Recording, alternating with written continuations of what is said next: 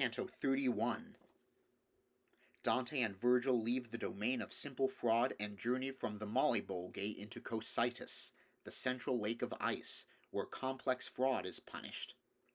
The surrounding silence is broken by the piercing blast of Nimrod's distant horn. He and other giants are forever fixed to the pit of hell for having violently rebelled against Jove.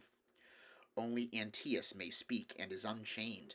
At Virgil's request, he picks the pair of poets up in his enormous hand and deposits them below. One and the self-same tongue first wounded me, so that it tinged the one cheek and the other, and then held out to me the medicine. Thus do I hear that once Achilles' spear, his and his father's, used to be the cause first of a sad and then a gracious boon. We turned our backs upon the wretched valley, upon the bank that girds it round about, going across it without any speech. There it was less than night, and less than day, so that my sight went little in advance, but I could hear the blare of a loud horn, so loud it would have made each thunder faint, which, counter to it following its way, mine eyes directed wholly to one place. After the dolorous discomfiture when Charlemagne the Holy Empire lost, so terribly Orlando sounded not. Short while my head turned thitherward I held when many lofty towers I seemed to see, whereat I, Master, say, what town is this? And he to me, because thou peerest forth athwart the darkness at too great a distance, it happens that thou errest in thy fancy. Well shalt thou see, if thou arrivest there, how much the sense deceives itself by distance, therefore a little faster spur thee on. Then tenderly he took me by the hand, and said, before we farther have advanced, that the reality may seem to thee less strange, know that these are not towers, but giants, and they are in the well around the bank, from navel downward, one and all of them.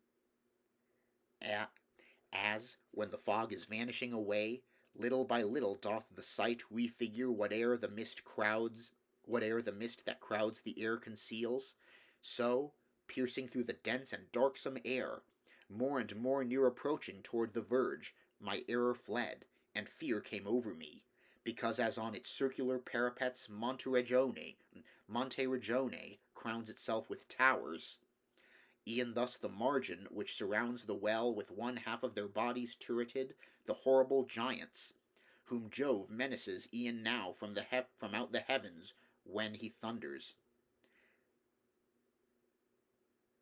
And I of one already saw the face, shoulders, and breast, and great part of the belly, and down along his sides both of the arms.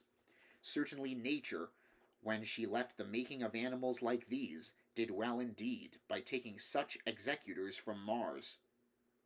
And if of elephants and of whales she doth not repent her, whosoever looketh subtly, more just and more discreet will hold her for it. For where the argument of intellect is added unto evil will and power, no rampart can the people make against it.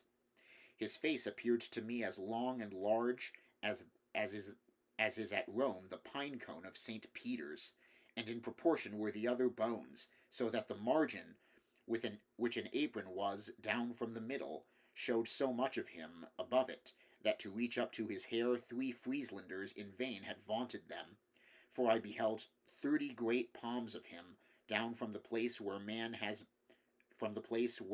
his mantle buckles. Raphael mai amek izabi almi, began to clamor the ferocious mouth, to which were not befitting sweeter psalms. And unto him my guide, soul idiotic, keep to thy horn, and vent thyself with that, when wrath or other passion touches thee. Search round thy neck, and thou wilt find the belt which keeps it fastened, O bewildered soul, and see it, where it bars thy mighty breast. Then said to me, he doth himself accuse, this one is Nimrod, by whose evil thought one language in the world is still not used. Here let us leave him and not speak in vain, for even such to him is every language as his to others, which to none is known. Therefore a longer journey, did we make, turned to the left, and a crossbow shot oft we found another, far more fierce and large. In binding him, who might the master be I cannot say, but he had pinioned close behind the right arm, and in front the other, with chains, that held him so begirt about from the neck down, that on the part uncovered it wound itself as far as the fifth gyre. This proud one wished to make experiment of his own power against the supreme Jove, my leader said, whence he has such a guerdon. Ephialtes is his name. He showed great prowess, what time the giants terrified the gods, the arms he wielded never more he moves. And I to him, if possible I should wish that of the measureless Briareus these eyes of mine might have experience. Whence he replied, Thou shalt behold Antaeus close by here, who can speak and is unbound, who at the bottom of all crime shall place us. Much farther yon is he whom thou wouldst see, and he is bound and fashioned like to this one, save that he seems in aspect more ferocious. There never was an earthquake of such might that it could shake a tower so violently as Ephialtes suddenly shook himself. Then was I more afraid of death than ever, for nothing more was needful than the fear, if I had not beheld the manacles. Then we proceeded farther in advance, and to Antaeus came, who, 5 full ells without the head, forth issued from the cavern. O thou who in the valley fortunate which Scipio the heir of glory made, when Hannibal turned back with all his hosts, one brought'st 1,000 lions for thy prey, and who, hadst thou been at the mighty war among thy brothers, some, it seems, still think that the sons of earth the victory would have gained.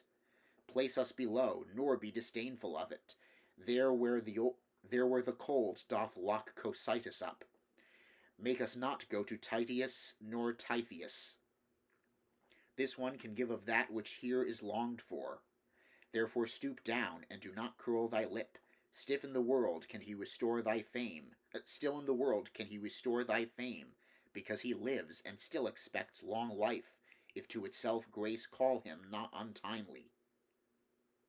So said the master, and in haste the other his hands extended and took up my guide, hands whose great pressure Hercules once felt.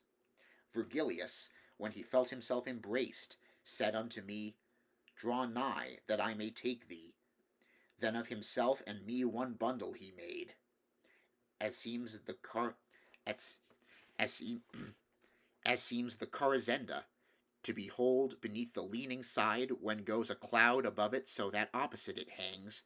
Such did Antaeus seem to me, who stood watching to see him stoop. And then it was I could have wished to go some other way, but lightly in the abyss, which swallows up Judas with Lucifer, he put us down, nor thus bowed downward made he their delay, but, as a mast does in a ship, uprose.